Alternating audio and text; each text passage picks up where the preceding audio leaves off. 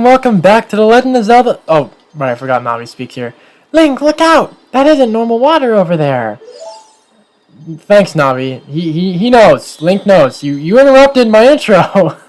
Yeah. Hey guys, welcome back to Legend of Zelda: Ocarina of Time. In the last episode, we took on the Water Temple. I mean, honestly, we're not quite done yet because we're here to do the boss. But we went through the Water Temple, got the dungeon item, got the boss key, and made our way over to the boss. And now that's exactly what we're going to be doing in this episode, obviously, by taking on the boss.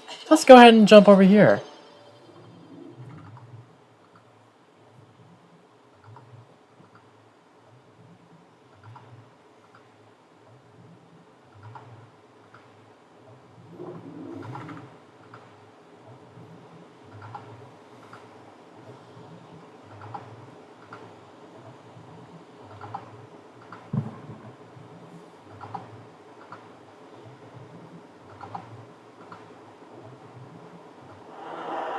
And there it is! A water monster, giant aquatic amobia, Morpha.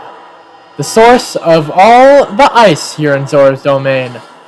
A big ass, gross looking red ball thing. Yeah. Now this boss fight, it's pretty fun. I've always enjoyed it. Basically it's water that will spawn in certain areas. And your goal is when he jumps out, take the long shot here, and well, if we can actually hit it right, that'd be good. Okay. Okay, hold up. Let me just... Basically what you're trying to do is hit the long shot onto this guy right here. Bring him over to get some hits in. But since he's very bouncy, you gotta be careful a little bit. And also, if you're not careful, this boss can actually do some damage. So try to be careful with that. Uh-oh. Oh god. No, Link, climb up, please. Oh god. Oh no, we're fine, right? Okay, come over here. Oh, come on. Oh, what? Okay. Come here, little bitch. It's best to, like, stay as far away as you can from him because of that. He'll, grab Link with his water tentacle and strangle him, I guess? And throw him... Well, we'll wait for it. Halfway across the room. Alright. Now, you actually can hit him with like a jump attack when he's moving around in the water like that. Only if he's not surrounded by water. But it's kind of risky because since he's very bouncy, it's kind of hard to do that. But that's why it's just easier to, you know, keep on using the long shot. Be careful. That tentacle goes pretty far. Alright, there we go. Good hits in. Ooh, nice. Okay. Oh god. Oh god. Oh no. Nope. Nope. Link. Get back. He's spawning. Oh god. Oh no. We should be fine. No, we're fine. Oh god. Shit. No. Oh wait, no. This is here. This is fine. This is fine. Perfect. And he's pretty far away too. Let's get off the middle area so we have more room. All right. Oopsie. I did not mean to backflip in those spikes there. Now where's he at? There we go. All right. It's best to wait for him to like line up. All right. That failed. Oh god. Oh god damn it. I'm standing too close to the edge. Oh boy. So he is kind of slow to attack when he forms a tentacle.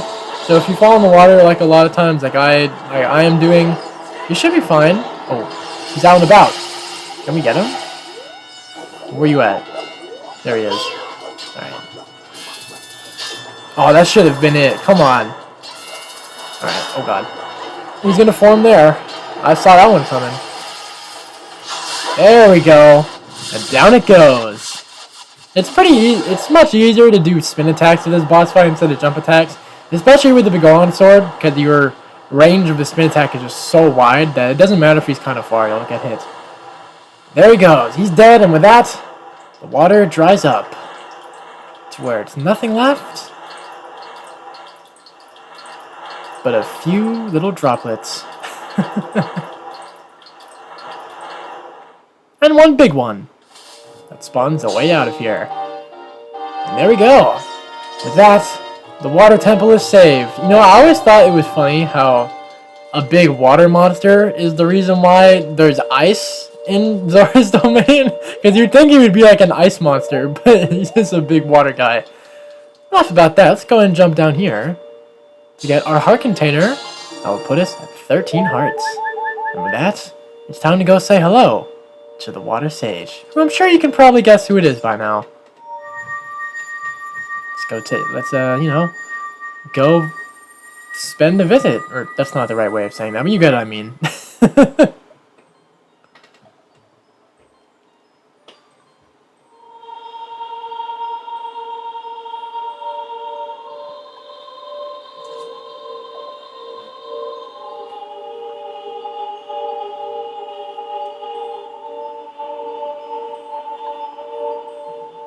Link! I would have expected no less from the man I chose to be my husband. Zora's domain and its people will eventually return to their original state. As a reward, I grant my eternal love to you. Well, that's what I want to say, but I don't think I can offer that now. I have to guard the water temple as the Sage of Water. And you're searching for the princess, Zelda? Huh, you can't hide anything from me. Princess Zelda, she's alive. I can sense it, so don't be discouraged. I can tell that nothing will stop you in your quest for justice and peace. You must take this medallion. Take it respectfully.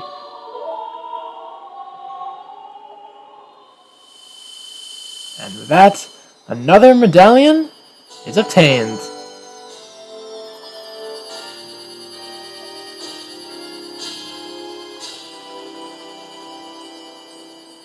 You received the Water Medallion. Ruto awakens as a sage and adds her power to yours. If you see Sheik, please give him my thanks, okay?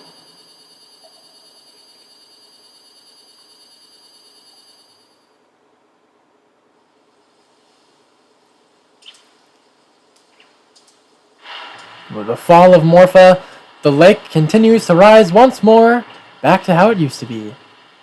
As the water rises, the evil is vanishing from the lake. Link, you did it!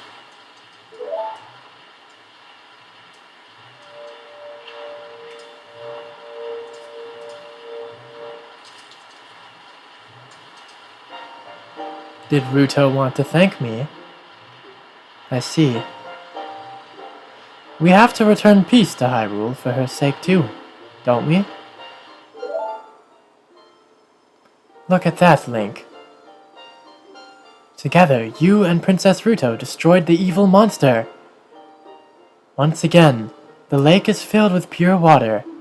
All is as it was here.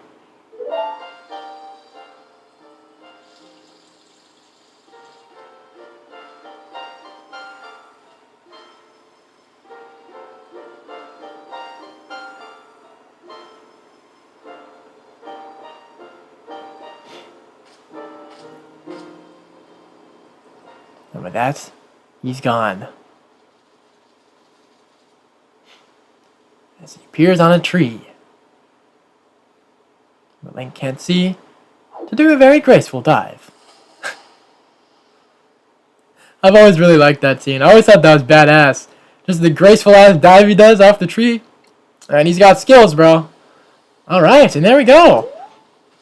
Morpha is no more, and the lake is back to normal.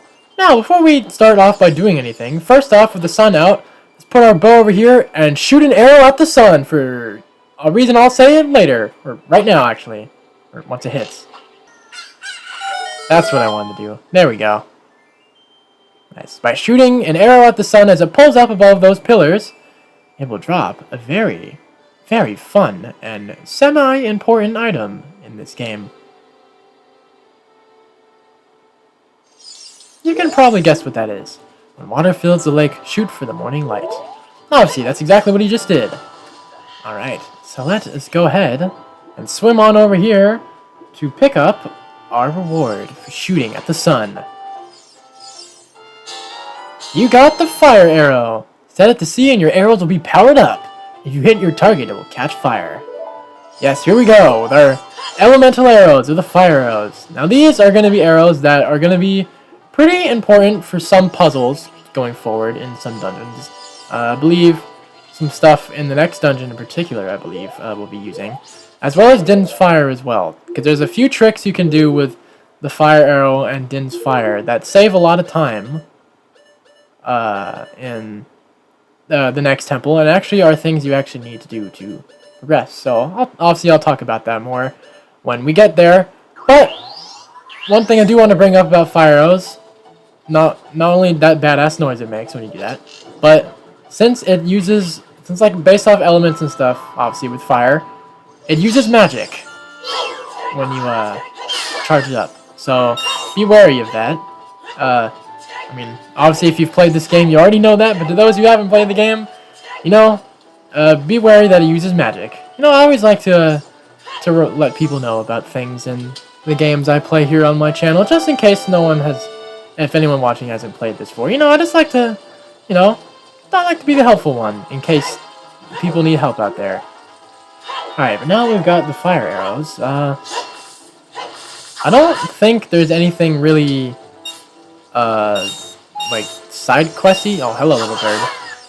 You're dead. Alright, goodbye. I'm trying to think if there's any, like, side questy kind of things we could do. Or if we just go straight over. I don't think so.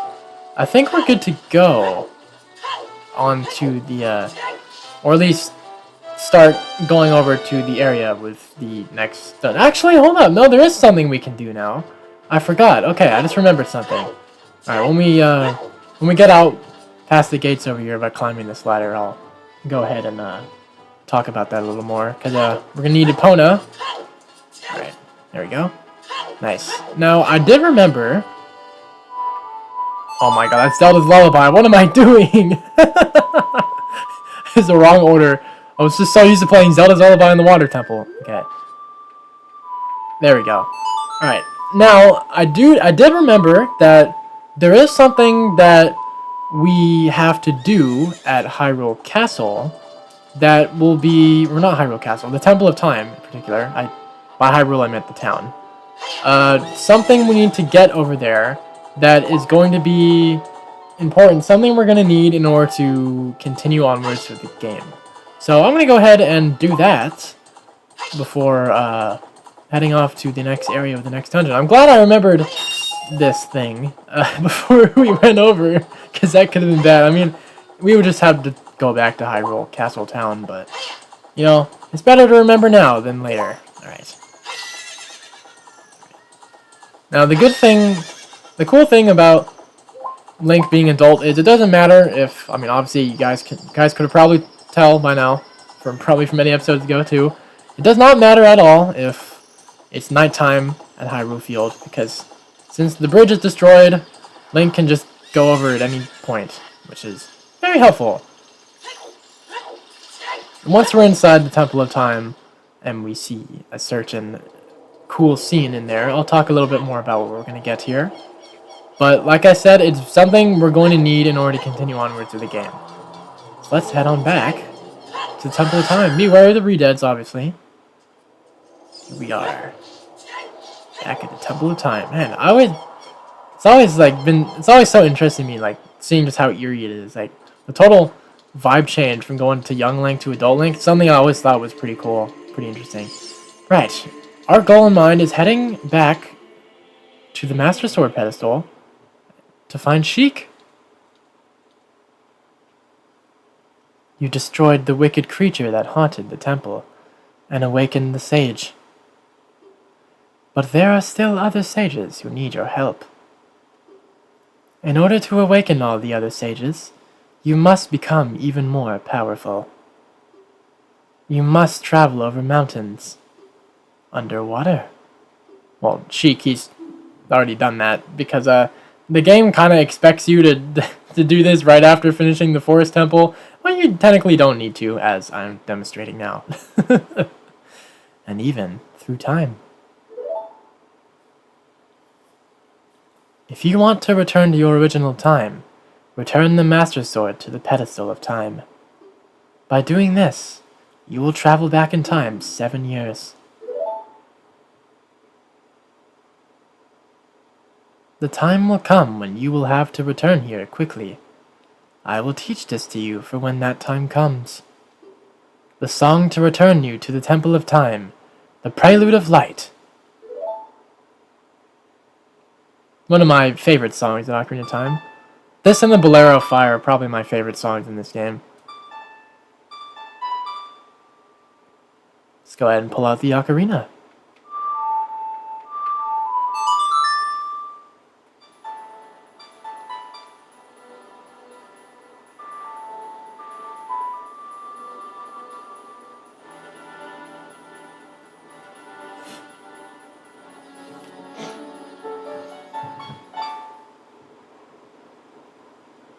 You have learned the Prelude of Light.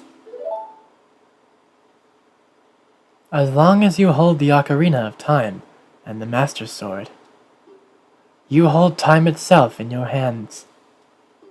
Link, we shall meet again. And that you shall. He hits him with a light kind of smoke bomb this time. Alright, like Sheik said, if you go ahead and place the Master Sword in the pedestal, it doesn't matter if you have the Goron Sword equipped, you can just go ahead and do this. You will be automatically transformed back into Young Link. Which is, you know, I brought this up 5 billion times, but keep this in mind for later. Actually, pretty soon. We're actually going to be needed to go back to Young Link, and a little bit later for something to do with the next dungeon. So pretty soon we're going to be doing that. And obviously, let's go back to being Adult Link. I just wanted to demonstrate the going back in time thing. Alright. Now the cool thing is your inventory stays exactly the same as how it was before changing. So you don't need to worry about having to change your inventory slots again.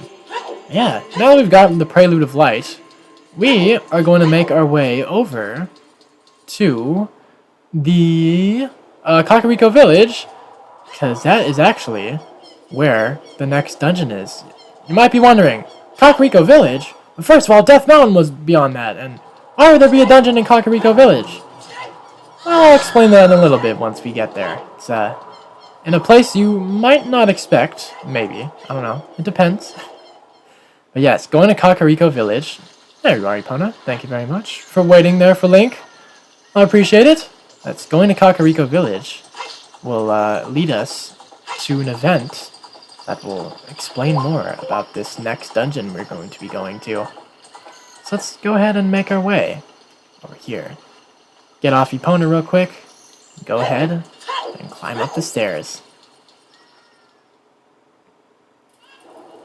As you can see, Kakariko is on fire, which is not good at all.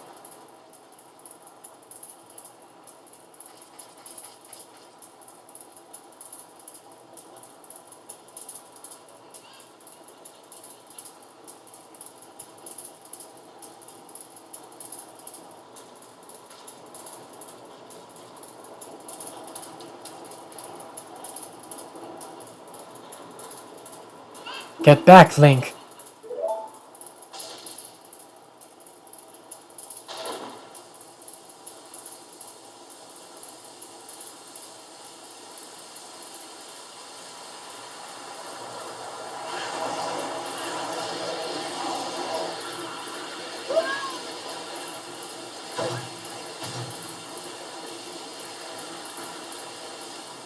Yeah, Sheik's just been thrown around by an invisible force, a shadow force, that sweeps around Kakariko.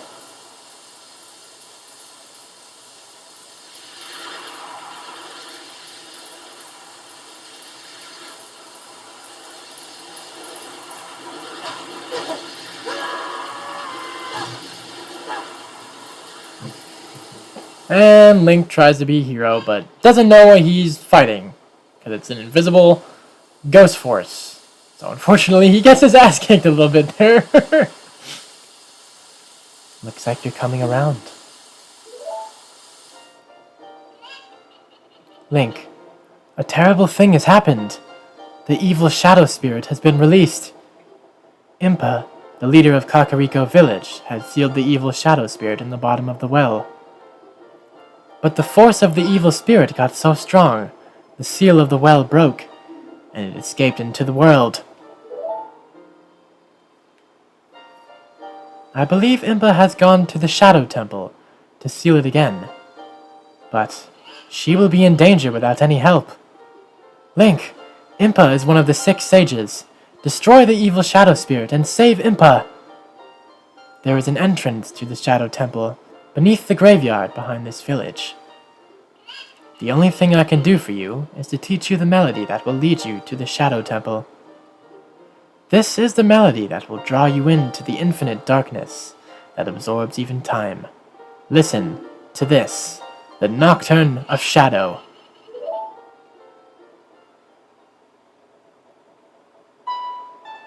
A very mysterious and creepy song. But yes, the Shadow Temple is actually behind the graveyard. And the reason why, well, obviously the warp songs are always important because it's a shortcut. But this song is especially important. Well, I'll explain a little bit, but basically this song is more needed than the other warp songs.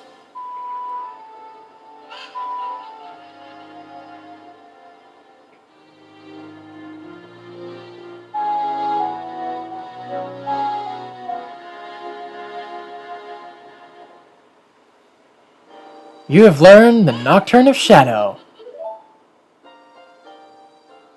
Let me take care of the village. I'm counting on you, Link.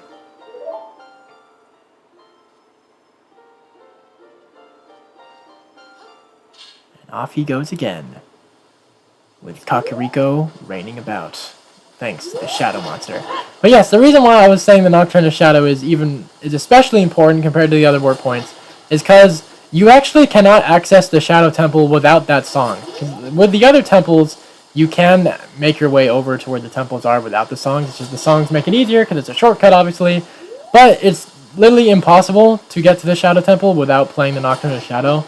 I mean, unless you probably do some like glitch or something to get there. There's probably some glitches out there to get you there. But yeah, that's basically what I mean. And speaking of Nocturne of Shadow and all that, I think it's probably a good place to wrap up the video. Yeah, thank you guys so much for watching this episode of Legend of Zelda Ocarina of Time. I'll see ya in the next one, where we are actually going to have to go back to the Temple of Time to become Young Link again, because we're actually going to be needing to grab a special important item that will make traversing the Shadow Temple much easier, and it's required to finish the Shadow Temple. I'll talk a little bit more about that in the next one. So yeah, subscribe if you're enjoying my videos, and I'll see you in the next one. Peace.